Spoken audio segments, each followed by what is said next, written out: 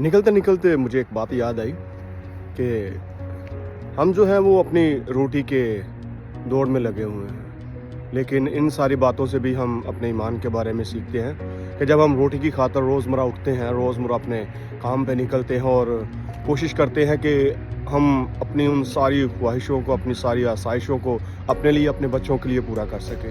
لیکن میرے عزیزو، یہ جو درخت میرے پیچھے آپ لوگوں کو نظر آ رہے ہیں، یہ بالکل سوکھ گئے ہیں، لیکن پھر بھی یہ زمین سے پانی لینا نہیں چھوڑتے۔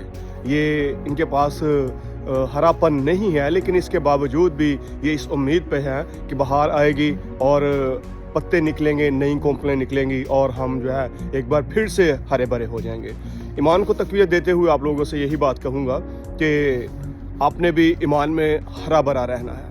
گو کہ آج کا دن جو ہے ہمارے لیے مناسب نہیں ہے، ہمارے حالات بہتر نہیں ہیں، ہماری ساری چیزیں، وہ ہماری ساری ضروریات ہماری زندگی میں پوری نہیں ہو رہی جن کی ہماری زندگی میں ضرورت ہے، لیکن ایمان رکھیں، فقط دعا کریں۔ نئے دن کا آغاز نئی صبح کے ساتھ۔ دعاؤں میں یاد رکھیے گا، اپنا خیال رکھیے گا۔ بہت شکریہ۔